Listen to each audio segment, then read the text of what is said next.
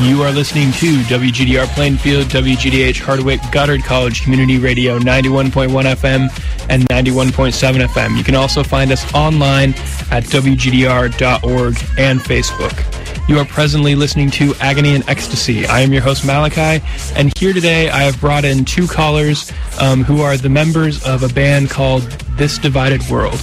And I have them on the line here today for a live interview where I'm just going to ask them some questions regarding their band and just to promote them and what they do. So, Mika and what was...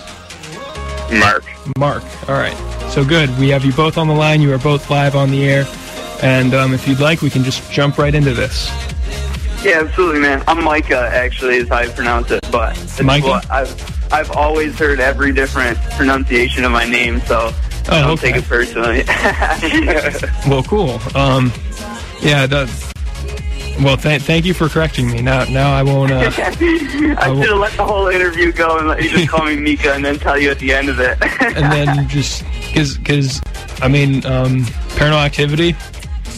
They call him Mika. That's how they spelled his name, and so I automatically just jumped to Mika, but Micah. Okay, I'll remember that. Man. All right, so This Divided World. What kind of band are you guys? Mark, you want me to take this one? Yeah, you can take it. No worries. We're a Christian deathcore band. Basically, what that means, it means different things to different kind of people. But musically, we take parts of death metal, so like you got fast parts, blast beats and skank beats and double times and all that kind of stuff. And then super slow parts from more like metalcore and stuff like that. Like, we don't really have as much like kind of bridges and stuff like that, but we have some musical parts and we have like a lot of breakdowns. So I guess it's a little bit of everything, pulling from our favorite parts. We'll throw in a hardcore riff here and there. We got, I wouldn't say like power metal or anything like that, but we got some tip of the hat old school parts, maybe like a little bit thrashy and stuff like that. So, But I mean, pretty much we just try and be, as the genre prescribes, straight up deathcore, just like a really heavy band. Awesome. I actually haven't had a band that calls himself a Christian hardcore band yet. Yeah. What is the difference between the two?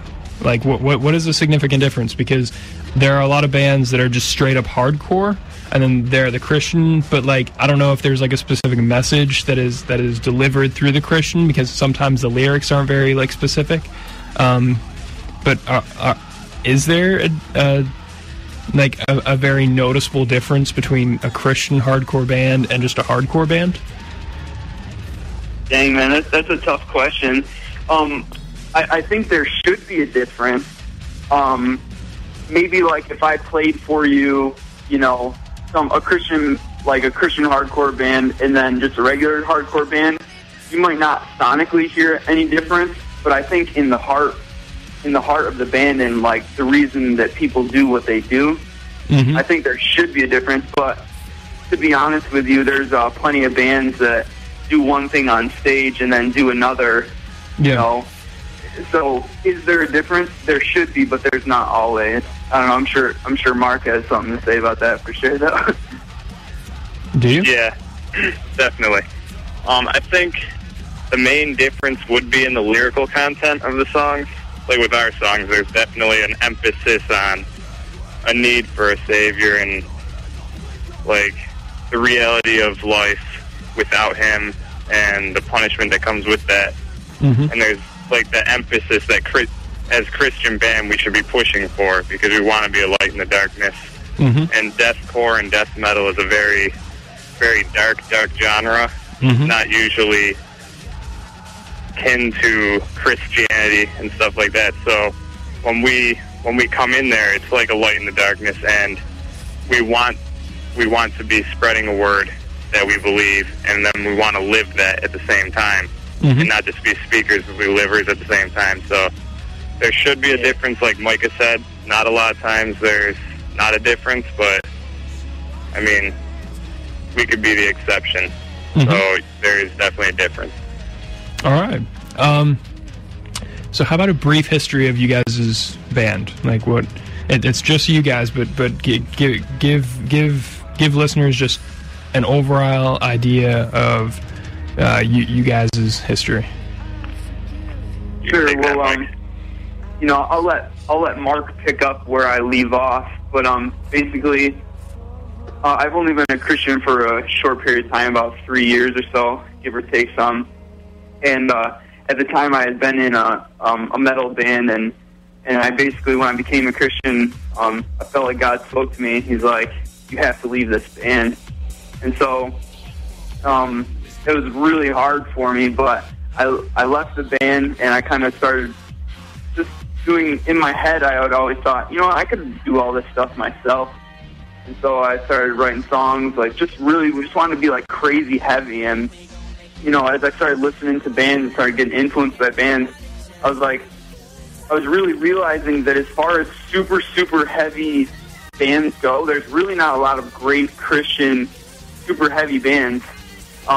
You know, definitely one of my influences now is like Impending Doom. They're a gigantic deathcore, I don't know, maybe they call themselves death metal Christian band, but it was a lot easier to find non-Christian heavy bands than Christian bands. So I was, you know, I guess that was really one of the reasons why I started this project. It started as a solo project, recorded an EP, didn't even release it because, you know, it just, it was, the thoughts were there, the ideas were there, but it wasn't really good. And then I was working with a buddy, he was going to do vocals because I'm kind of like not really a vocalist. But he was going to do vocal duties for it. We went back and forth. He moved out of state, moved back in the state, just different stuff. And then so that brings us up to about December, where we had been working on a full-length album, and I had already pretty much written most of it and recorded most of it. And I was in the studio, and basically Mark happened to walk in. We have a mutual friend, the guy that's recording us, and I guess I'll let Mark pick up from there. Yeah, so I walked in there and I saw Micah working on the music, and you know, I was catching a listen from what's already recorded, and it just sounded super, super heavy, and I was like, yeah, I totally want to get in on this. And you know, I told Mike, I was like, I know that you don't have a vocalist right now, and I know you're thinking about trying it yourself, but I definitely know how to do that kind of thing. So if you wanted to pray about it and get at me later on and tell me how you feel about that, that'd definitely be awesome. Mm-hmm. And it was basically like, from there on, that's where the friendship between Micah and I have started. Mm-hmm. And there's basically not a lot to it.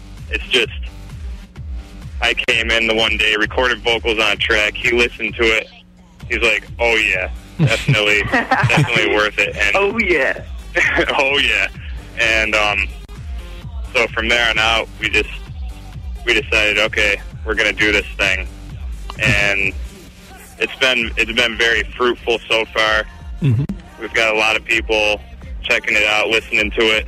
Mm-hmm. So we're definitely hoping that this makes an impact, because we're putting a lot of work into this, mm-hmm. and then we're releasing it for free on top of that. So we just hope that the sacrifices that we're making will reap some kind of fruit and, I mean, just influence people. And that's where we're at now, is just trying to get this thing released. So yeah. That's what I got. So musical and non-musical influences.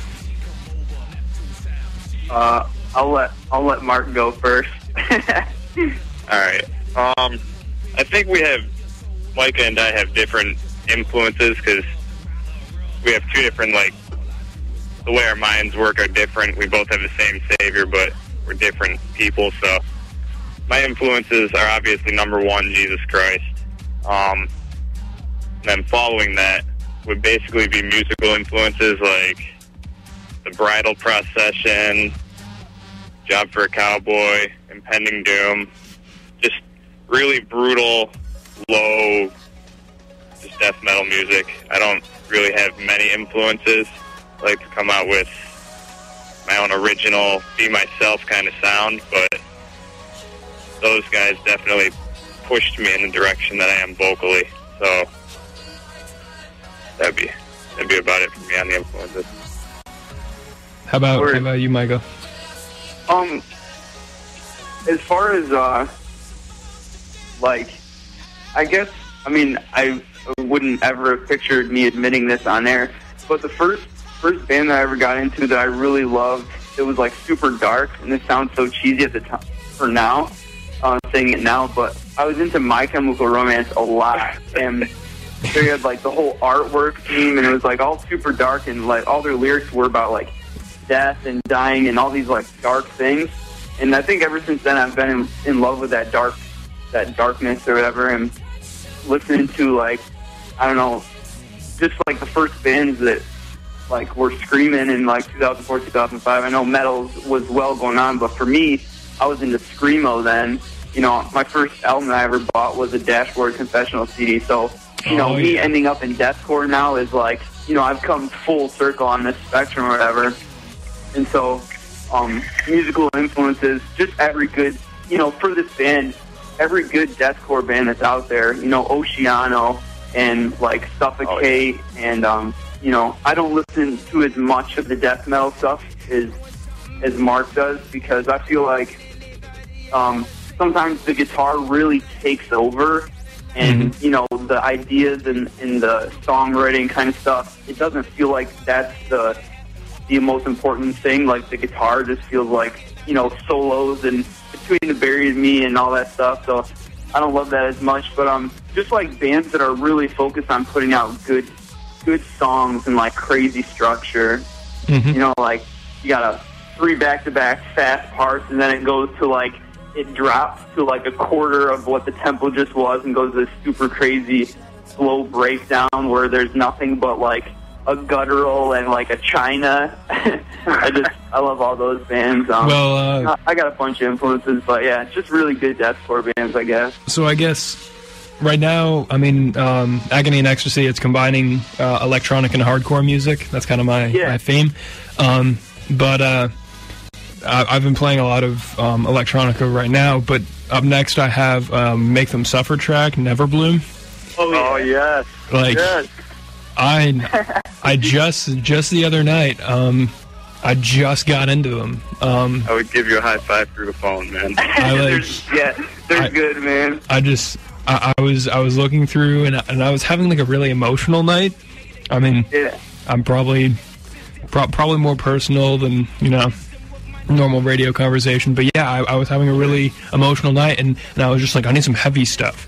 And I knew that a friend of mine listened to like Job for a Cowboy and Make Them Suffer, and I was like, Make Them Suffer, I'm gonna check them out. Oh my goodness, I listened to that album like 5 times in a row that night, fell asleep to it, just like just everything about it. I just eat that up. But yeah, so I definitely know what you guys are talking about. That band's amazing. It's not just the fact, there's been plenty of bands over the past 5-10 years or whatever, I mean, since the 80s and even since the Doors, people that put keys or piano in it or whatever, but in metal, I mean, another band that I think does it really well is a band called Betraying the Martyrs. Oh, yeah. But it just can make it so epic. You got these, you know, just heavy, you know, this dark, like, nightmare horror sounding distorted guitar. Well, and then you bring in this beautiful, like, piano over, and it's just like, wow. I adore the classical music, like, aspect of it. Where like there's the piano and the violin, and then the clean vocals from the chick, whoever she is. She's just that chick with the pretty voice. I don't know very much about the band. I mean, it was just the other night that I really started listening to them. But yeah, it's combining all those aspects of like what people usually like take as beautiful music and combining it with like really, really intense hardcore music, and just kinda, and then when you piece it together properly, it's just like, oh. So yeah. Can I give a little shameless plug here? Sure. The dude that did Make Them Suffer's album cover, Mark, what's the name of the album? Never Bloom, I think is the name of the album. Never Bloom. There's Never Bloom, and then there's Lord of Woe. Yeah, he did the covers for both of them. It was the Never Bloom one. The guy that designed their album cover designed our album cover as well. Oh, really? That's one of the album covers we looked at. I mean, we just kept looking at all these album covers. Man, this is awesome, and it turns out that the guy that did all these ones that are, I think, both Mark and my favorite album artwork and album covers, turned out to be the same guy. And so it was expensive, but it's awesome. If you get a chance to check out our album cover, I've definitely awesome artwork. I've actually presently I'm waiting to get some production programs because I'm intending on mostly producing electronic music. Yeah.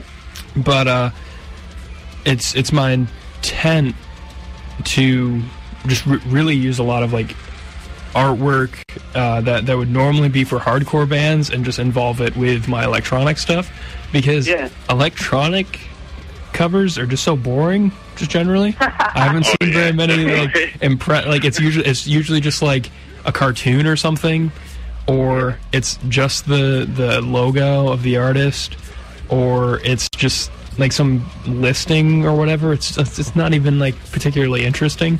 But like if you can have some like really intense graphic and like really just kind of build the music to fit with that graphic as well, I'm just like, oh yeah, it's ridiculous art. Cool to be able to do that.